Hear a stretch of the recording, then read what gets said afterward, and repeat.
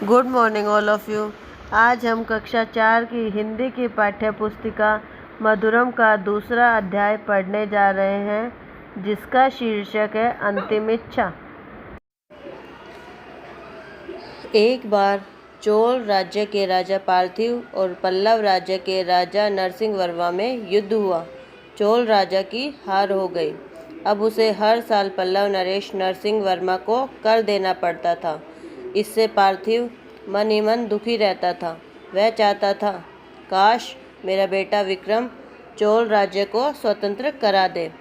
राजमहल में एक कमरा था, वह सदा बंद रहता था। उसमें जाने की किसी को भी आज्ञा नहीं थी। विक्रम प्राय पिता से पूछा करता था, पिताजी इस कमरे में क्या है? परंतु राजा पार्थिव हंसकर टाल जाते थे। धीरे धीरे विक्रम जवान हो गया। एक रात राजा पार्थिव अपने बेटे विक्रम को उस कमरे में ले गए। कहने लगे, आज मैं तुम्हें इस कमरे का रहस्य बताता हूँ।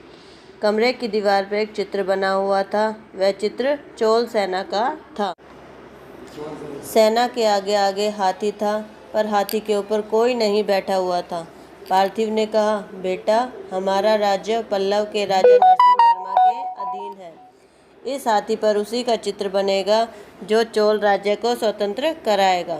विक्रम पिता का संकेत समझ गया। एक सप्ताह के बाद पल्लव नरेश का दूत कर मांगने आया। चोल राजा ने कर देने से मना कर दिया। फिर क्या था, पल्लव नरेश ने युद्ध का डंका बजा दिया। पल्लव सेना बहुत बड़ी थी, परंतु चोल राज्य के लोग भी बहुत वीर थे। घनघोर युद्ध हुआ। चोल राज पार्थिव ने बड़ी वीरता दिखलाई, फिर भी उनकी हार हो गई। शाम हुई, युद्ध बंद हो गया। तभी वहाँ एक योगी आया। राजा पार्थिव घायलों और मुर्दा लाशों के बीच में पड़े थे। योगी ने कमंडल से राजा पार्थिव को जल पिलाया और उनके मुंह पर भी जल छिड़का। राजा ने होश में आकर आंखें खोली। योगी बोला, राजन, हर तरफ आपकी वीरता की प्रशंसा हो रही है। आप हार कर भी जीत गए हैं। राजा ने कहा, दुख तो यह है कि अब मैं कुछ पल ही जीवित रहूंगा और जीवन में मैं पल्लव नरेश को न हरा सका। योगी राज ने कहा, आपने इतनी वीरता दिखलाई कि स्वर्ग के द्वार आपको खुले हुए मिलेंगे। धरती पर आपकी कीर्ति सदा बनी रहेगी। आपका जीवन सफल है। अब आप यह बताइए कि आपकी अंतिम इच्छा क्या है? राजा पार्थिव बोले, चाहता हूँ विक्रम मेरे अधूरे काम को पूरा करे, वह चोल राज्य को स्वतंत्र कराए। योगी हंस पड़े। उन्होंने दाढ़ी हटा ली। असली चेहरा देखकर राजा पार्थिव चौंक पड़े। आश्चर्य से बोले, आप परंतु कहते कहते पार्थिव के प्राण पखेरु उड़ गए। 6 वर्ष बीत गए। योगी ने अपना वचन निभाया। वह विक्रम के पास आता रहता था और चोल राज्य को स्वतंत्र कराने के उपाय बतलाता रहता था। विक्रम का चाचा था मारफ। वह स्वयं चोल राज्य को हड़पना चाहता था। इसके लिए रास्ते में विक्रम को हटाना आवश्यक था। विक्रम भोला भाला था। एक बार मारफ ने कहा, विक्रम पल्लव राज्य पर चढ़ाई कर दो, मैं अपनी सेना लेकर तुम्हारी सहायता करूँगा। विक्रम ने चाचा के कहने पर पल्लव राज्य पर आक्रमण कर दिया। उधर चाचा ने नरसिंहवर्मा को खबर दे दी। विक्रम पकड़ा गया। दूसरे दिन नरसिंहवर्मा का दरबार लगा। उसमें विक्रम को हथकड़ियों बेड़ियों में जकड़कर लाया गया। राजा नरसिंहवर्मा ने विक्रम से पूछा, तुम्हें कुछ कहना है? विक्रम ने गरजते हुए कहा, हम पल्लवों के गुलाम नहीं हैं। चोल राज्य मर मिटेगा, परंतु कभी कर नहीं देगा। नरसिंहवर्मा बोले, तुम नादान हो, भोले हो, तुम्हारी उम्र अभी कम है। मैं तुम्हें मृत्युदंड नहीं दूंगा। चंपा द्वीप में तुम्हें बंदी बनाकर रखा जाएगा। विक्रम को दूर समुद्र में स्थित चंपा द्वीप में रखा गया, परंतु उसकी माँ चोल देश की राजधानी में ही रह गई। विक्रम को चंपा द्वीप में रहते हुए काफ़ी समय बीत गया। अब वह वहाँ कैदी की तरह नहीं रहता था। वह हरदम यही सोचता रहता था, चोल राज्य को कैसे स्वतंत्र कराया जाए। एक दिन विक्रम ने जौहरी का वेश बनाया और वह माँ से मिलने चल दिया, परंतु उसके चाचा मारफ ने उसे पहचान लिया और राजा नरसिंहवर्मा को खबर दे दी। उन दिनों पल्लव राज्य में कापालिकों का आतंक फैला हुआ था। वे भोले लोगों को पकड़कर ले जाते थे और देवी के सामने बलि दे देते थे। मारफ की भी कापालिकों के साथ साठगांठ थी। विक्रम जंगल में जा रहा था। कापालिकों ने उसे पकड़ लिया। वह अकेला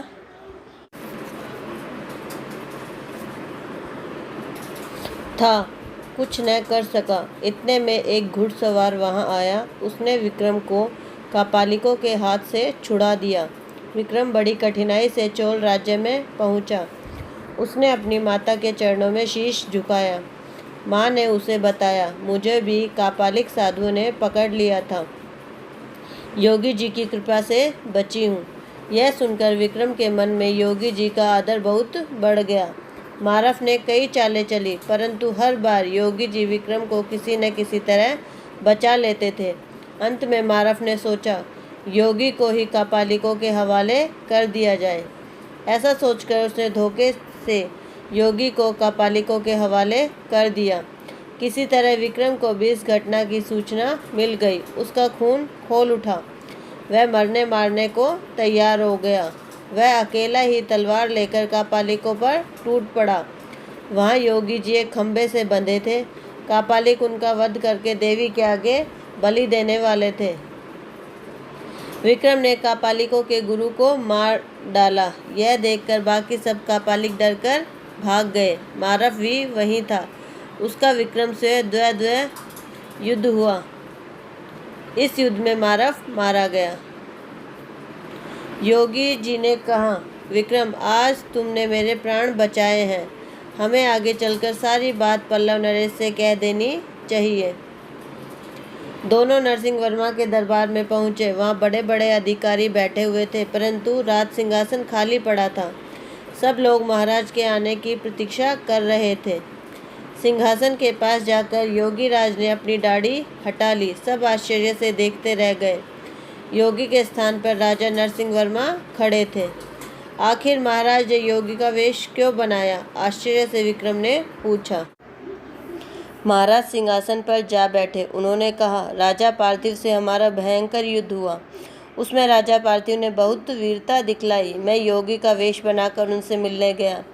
मैं उन्हें मित्र बनाना चाहता था, परंतु मैं उनके समीप पहुंचा जब वे स्वर्ग सिधारने वाले थे। मरते से उन्होंने मुझे बताया कि मैं विक्रम की सहायता करूं। अगर मैं खुले तौर पर विक्रम की सहायता करता तो वह कभी स्वीकार नहीं करता। इसलिए मैंने वेश बदलकर यह किया। विक्रम को चंपा द्वीप इसी कारण भेजा था। मैं अपने जासूसों से इसकी खोज खबर लेता रहता था। मैं इसे परखना चाहता था। यह हर कसौटी पर खरा उतरा। मैं चोल राज्य विक्रम को वापस सौंपता हूँ। आज से चोल राज्य स्वतंत्र होगा। उससे कर नहीं लिया जाएगा। आज से पल्लव और चोल मित्र हैं। विक्रम के लिए एक पुरस्कार और भी। मैं वीर विक्रम के साथ राजकुमारी कुंदवी का विवाह कर दूंगा। यह सुनकर सभा में उपस्थित सब लोग प्रसन्न हुए। कुछ दिन बाद धूमधाम से विक्रम और कुंदवी का विवाह हो गया। विक्रम चोल राज्य के सिंहासन पर जा बैठा और न्यायपूर्वक राज्य करने लगा। बच्चों, अब आपको इस पाठ के कठिन शब्द, शब्द वाटिका, मौखिक प्रश्न उत्तर, लिखित प्रश्न उत्तर और ये आंसर 6 है, इसे आपको अपनी नोटबुक में करना है। धन्यवाद।